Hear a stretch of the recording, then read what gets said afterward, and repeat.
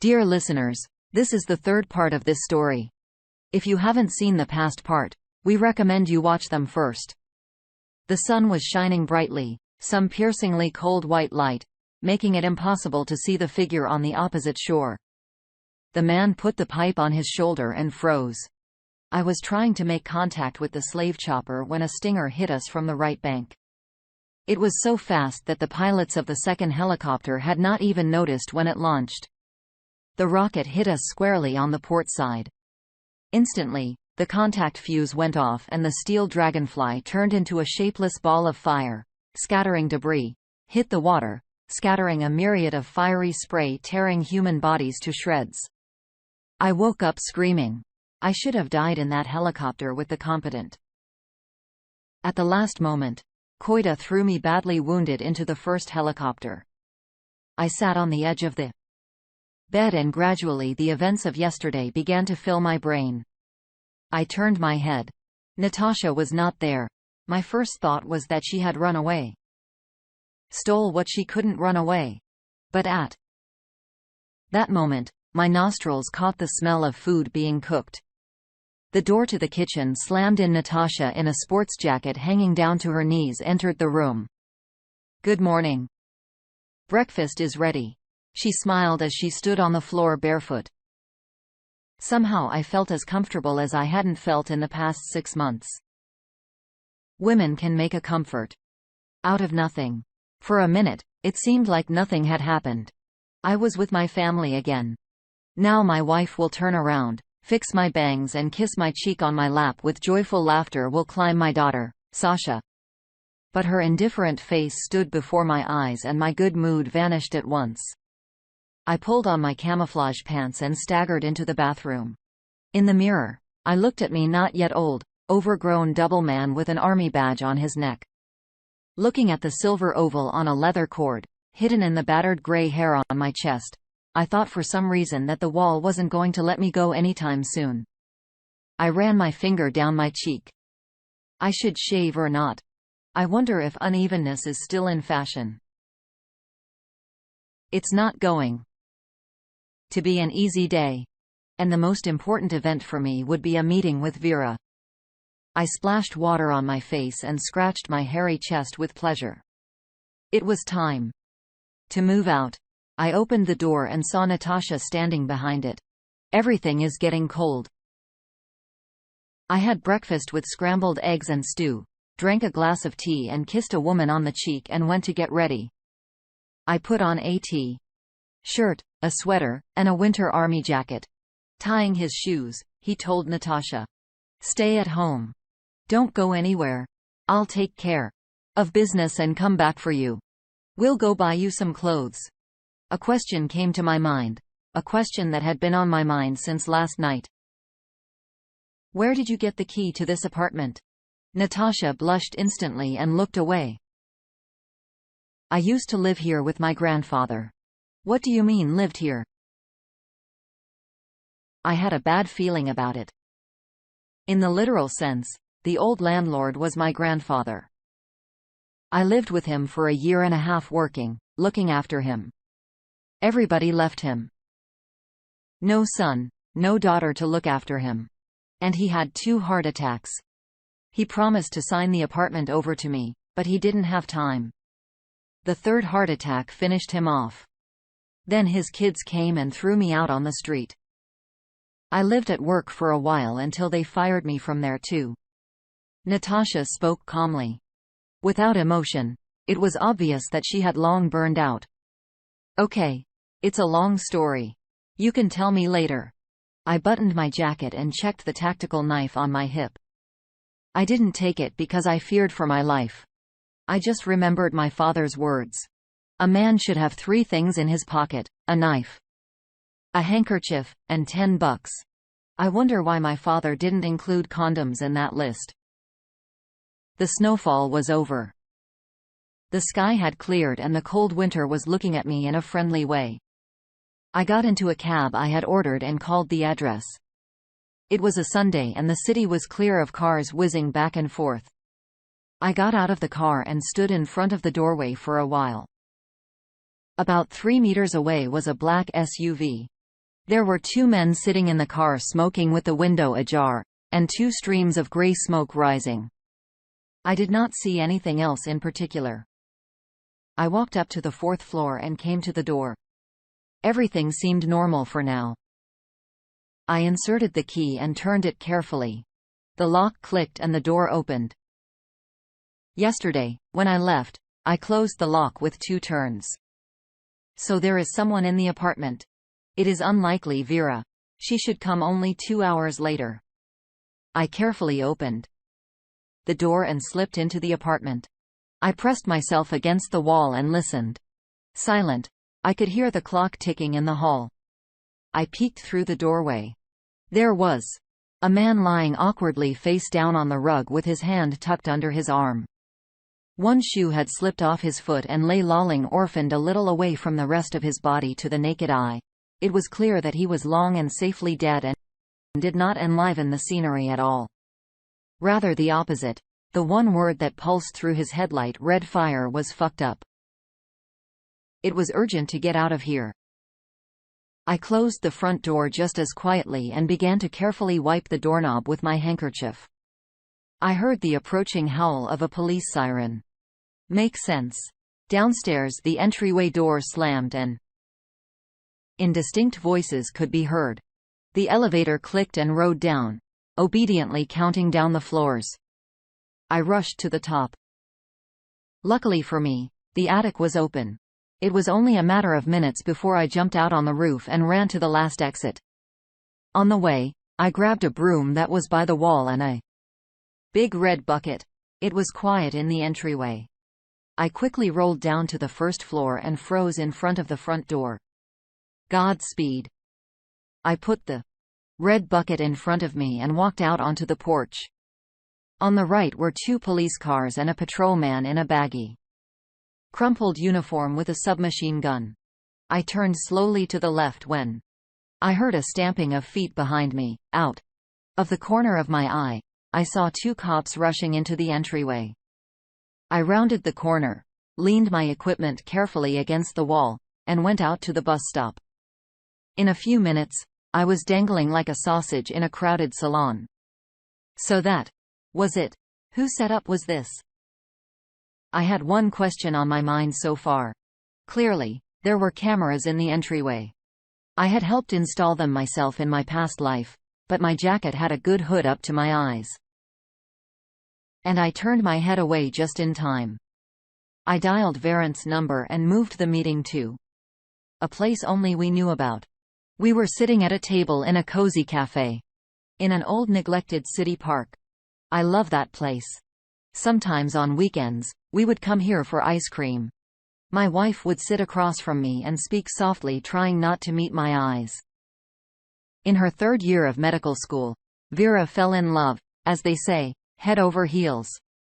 Dennis was 5 years older and studied at the university in the law department. Tall, handsome, with beautiful brown eyes, and she, a blue-eyed blonde with a gorgeous figure. They complemented and shaded each other's beauty. Their romance was growing. The lovers wanted to get married, but decided to finish university first. Dennis rented a 1-room apartment in the city, and they began to live together. Vera did not notice anyone else. There was only one man for her, Dennis.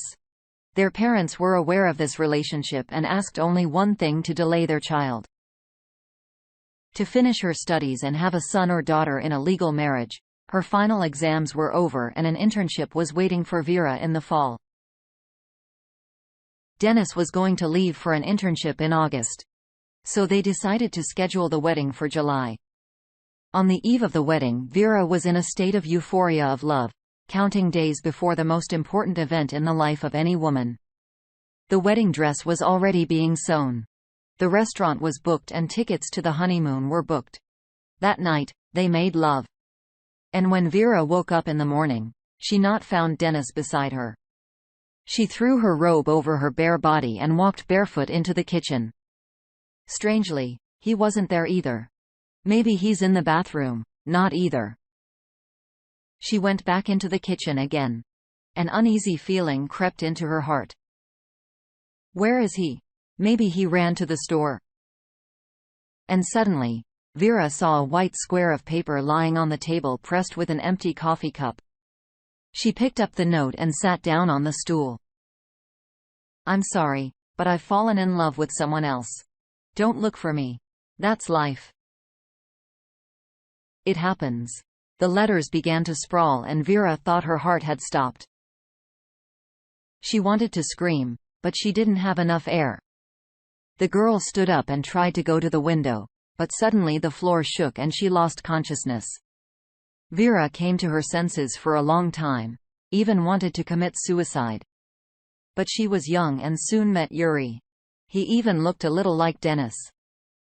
She dove headlong into her new love and 3 months later they were married. 2 weeks after the wedding, Dennis showed up in town. He told her that he had made a mistake, that he loved only Vera. He suggested she leave her husband and go away with him. Vera was smart enough at the time not to give in to his exhortations. She did not leave her husband but could not resist her former lover. They slept together. Then Dennis left. And a month later, Vera found out that she was pregnant. There was no limit to Yuri's joy. A daughter was born, Sasha. The husband adored his beloved girls. Yuri was a military man and the family wandered with him through garrisons, but they loved each other, all 3 of them. Finally, fate threw them into their native city. My husband went on fewer business trips, but those that were there lasted a long time. Yui started earning more money. Vera also went her way from an ordinary therapist in a district clinic to the head doctor of a medical center. Yuri was only surprised at the rapid career of his wife. Nothing changed. They seemed to love each other even more firmly. Then Dennis found Vera. He matured into an imposing man. He transferred from the capital to the position of chairman of the regional court. His personal life did not work out, and he again began to seduce his former mistress. And Vera gave in. She did not fall out of love with Yuri after all. So many years together, but she could not resist the onslaught of her ex. They began to meet. Vera was torn between 2 men not daring to give preference to someone. And then something happened that Vera had not expected. Dennis found out about Sasha and demanded a genetic test. A DNA test showed that he was her biological father.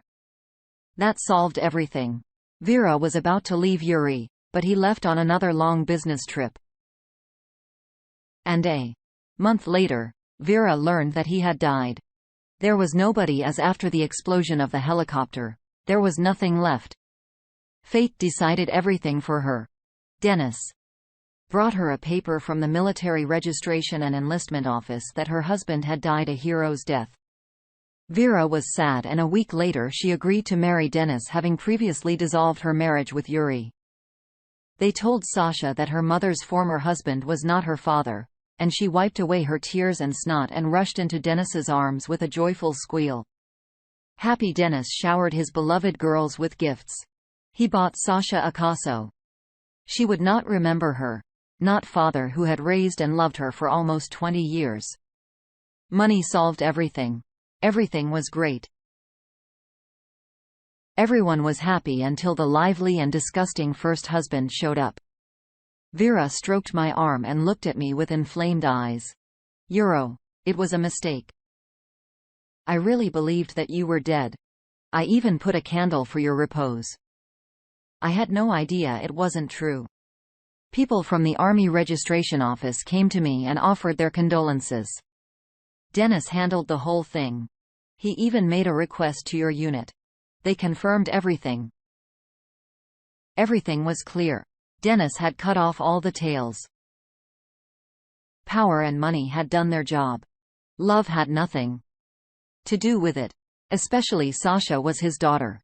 The family was reunited and the loser was left with nothing. 20 years for nothing.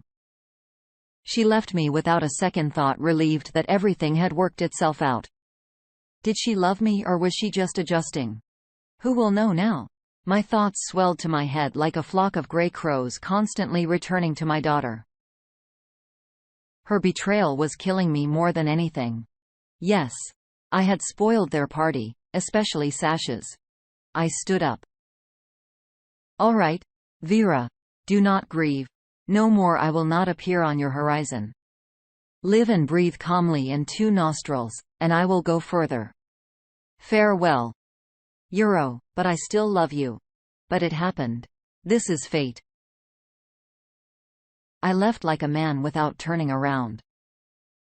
My thoughts returned to the dead stranger in the apartment. It was clear that they were trying to set me up. But who and why? How did they know I would be in the apartment? Had they listened to my conversation with Vera? What for? Who did I step on? My toes so much that they decided to put me behind bars? Was it Dennis? I remembered his triumphant face at the party. Maybe he was afraid that Vera would come back to me. But if he was a man, he should understand that this was impossible. No matter how the circumstances, I would never take Vera back, no matter how much I loved her. I won't be able to forgive the betrayal. Sasha? It's more complicated than that. A daughter, after all. But what daughter is she to me? She's his daughter. I still couldn't get over the DNA test results. In fact, because of it, Vera had defected to Dennis long before my business trip. I patted my breast pocket. Then I took out a small cellophane bag with 2 fingers. I kept my daughter's hair in it, cut off when she was a year old. All this time, I kept it as a talisman. In my memory, she was always that little girl, my daughter, whom I loved with all my heart. I stopped and looked at the strand of blonde hair for a long time. Then I couldn't stand it and cried. Dear listeners, your support is very important to us. If you like our story, please like, comment, and subscribe. It's very motivating for us. We need your feedback to improve our content.